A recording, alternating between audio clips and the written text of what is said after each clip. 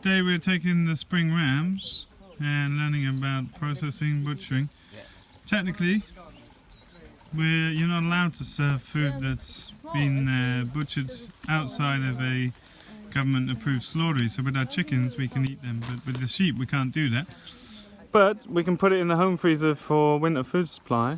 So that's what we're going to do.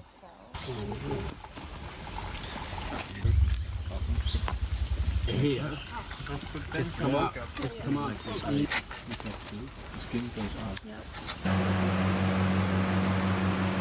out. Lamb gets quite dry easily, so it's all about the mixture of fat with it. So we're using 3 parts lamb to 1 part fat. We're doing it in the context of trying to spread our meat supply out, and so we're using cuts you wouldn't normally use in sausage, like the legs. So what we did yesterday is we kind of quartered the lambs. We took the neck off, and that's in the sausage. And then we took the front leg and we've taken the half the shoulder to put in sausage, and the what they called shanks we've left on the bone, and they go in a stew pot because that's a slow roasting thing. Although Albert put one of them in there, but they're really tough. You don't really want them in sausage. And then we took the shoulder, we've taken the breasts off, which is they sort of flap, and a bit of the ribs, and then we have a square shoulder minus the leg, basically. A square shoulder would have most of the top of the leg. Then we took the saddle ribs, so we've got these 3 sets of ribs to put in barbecue from 4 sheep, so there's a lot of it. Then we took the back legs, and all of that is in the sausage, which is, you know, premium cuts you wouldn't normally put in sausage, but it's going to be good. And so there's about 1,500 euros in them sheep at the price we plan to sell on, but I think our price is going to go up 30% over that, actually, just looking at what other people are doing now. And so this meat here is about 600-700 euros of premium lamb. So we got to make it good. The only trouble with scaling up recipes is you don't know until you try it how that works. And we don't have harissa, we have chipotle and sambal. So we don't know how that'll go, but we try. But then to mix it, you want 4 parts. So this is all premium nice cuts, and one of the first jobs is cubing it into little pieces for the mixing with the spices and putting it through the blender. And then we're mixing it with Linda Root's pig fat. So this is belly fat, which you typically make lard with. It's super good fat. And then we have shoulder fat and more belly fat. This was out the freezer yesterday, so it might still be cold, but we want it cold because, like, ideally we would be mincing into a bowl in ice water to keep it really cold, but we don't have it. But this one's going to be a bit more of a pain in the ass. It's back fat with the skin on, so we need to separate as much as we can to make up the weight ratio. So the weight ratio is super important with lamb because it gets dry. Then these are the skins we have, and I was hoping, like the North African sausage is normally like this thick, but these are going to be thick. But when we're ready and we've minced everything, we'll set the pusher up and soak these in water, warm water, for half an hour. And then they get threaded onto, you just get it all on there, and then we'll cut them off at whatever length's good. So we have garlic, we have coriander, we have cumin seeds, salt, fennel, paprika, and this stuff. And we need to weigh these and cook them, and then add them, and then add all that to the mincemeat, mix it with some cold water and the garlic. And maybe we mince it again, we see how it does.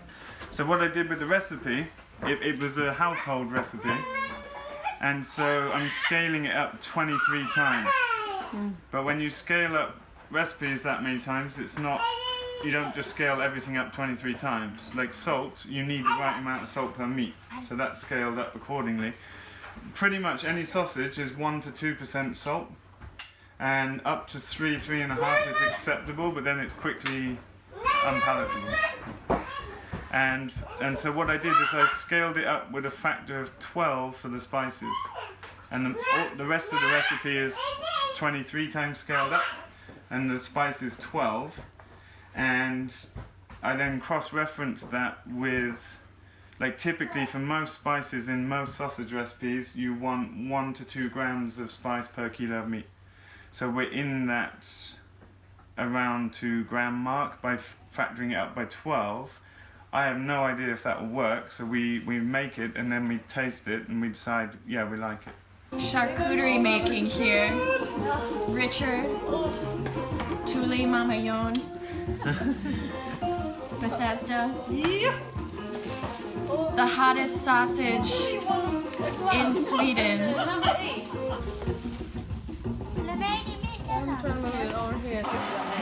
Look at that.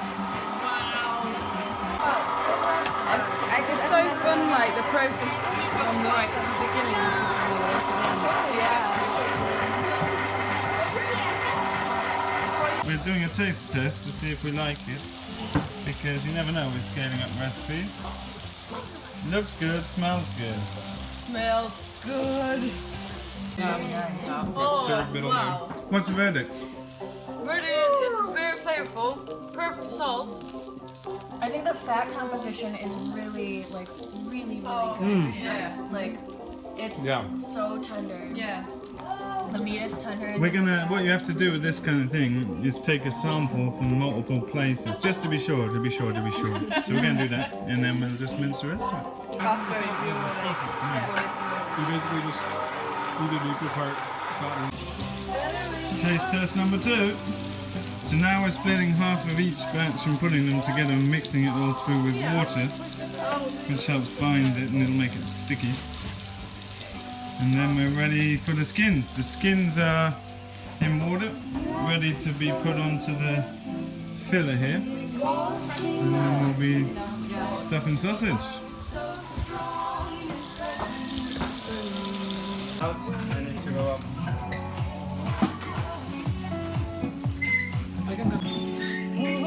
And twist. And put the 2 back through the 2. Then you put 1 at a time through. So this one this time, is the double. and the other one the next time. Nice, John. And we end up comme ça. Like it. Testing. It's good to test multiple times. You never know. So, for nice thing. You? And pull that tail back through. Keep going. Sally, you got a knot in the sausage. Oh, there's a knot. Go back through. Just weighing and bagging the sausage, and we're going to look at the price it's cost us per kilo, and then also look at what it's worth on the marketplace, and decide whether we want to make a sausage plant some year out of an old wagon, because it's quite fun making sausage. So, sausages all made, and Nicholas and I come to meet Targa, who was one of our delivery people last year, to go salmon fishing. There's Targa and his friend, and they've already caught a kilo of salmon, it sounds like. There's a fast flow. We're fishing off the weir. There's pike and grayling and salmon about. I'm going to have a look at the deep water underneath here. Not locked down there, we're going up the top side. Fish up the top of the dam.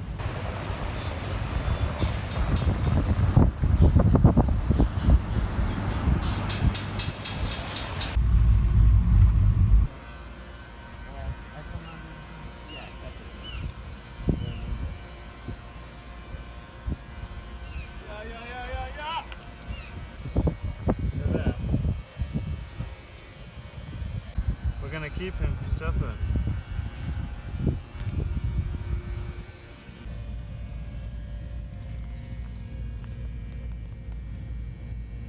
Nicholas just got one. That's 1 each. Beautiful. Going home for dinner. Lamb stew and salmon for breakfast. Love it.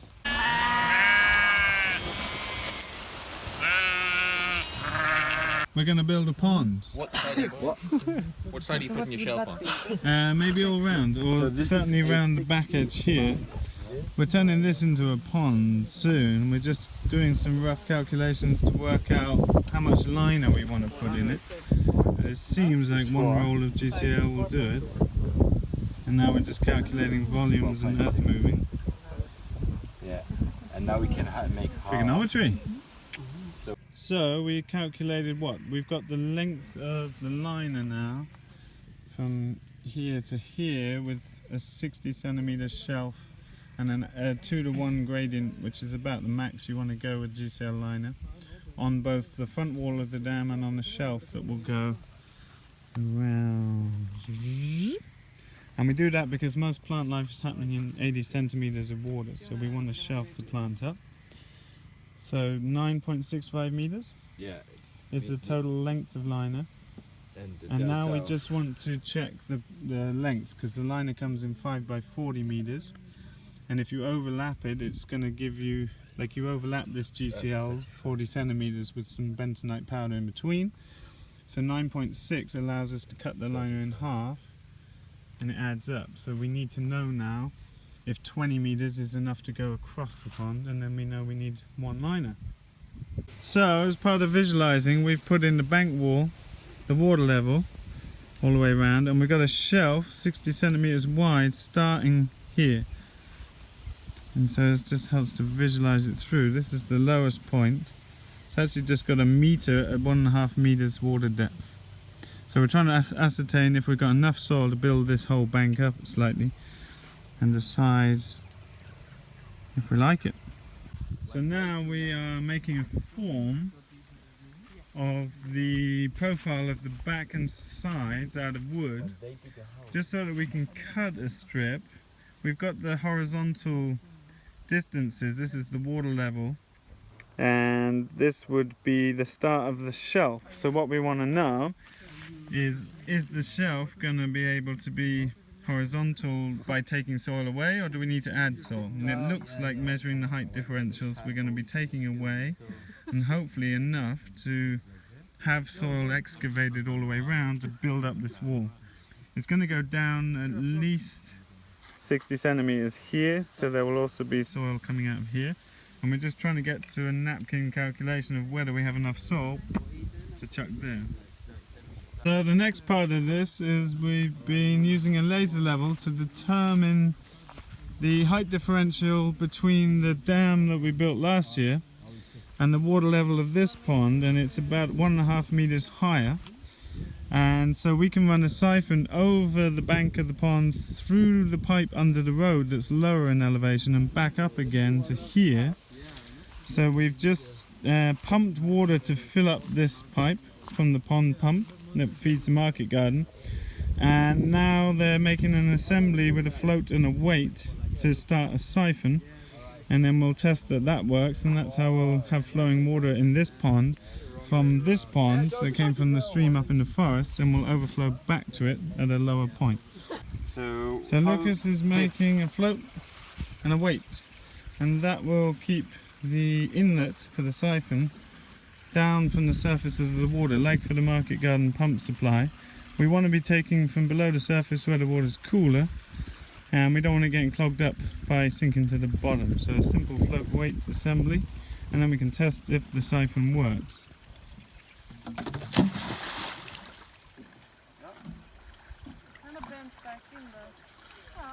Perfect. So now we get to see if the siphon holds. We calculated the time to fill 10 and 20 litres, and it flows on the siphon at 720 litres an hour. And we estimate, without doing any proper calculations, that this will be, I'm guessing, between 35 and 45 cubic metres. And now they're digging to put a form in. This is the profile length and angles of the walls and bank around here. So here's the soil profile, and let's just see it from the side. So what we've learned from this is that we have our bank here, our shelf for planting out. We'll be planting submarginals all the way down to here. And this is how deep it goes, about 1.5 meters deep at the lowest point.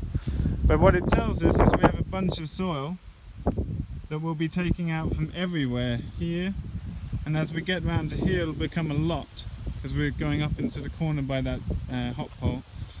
and it makes me confident we're going to have plenty of soil to build up this wall. And it's just started to rain, so we're off. Just in time, rain's come in. So we're taking the rest of the day off. It's quite noisy here because the roof above me with the rain. But thanks for watching our videos. Don't forget to subscribe, click like and share the videos if you find them beneficial. We'll see you next time.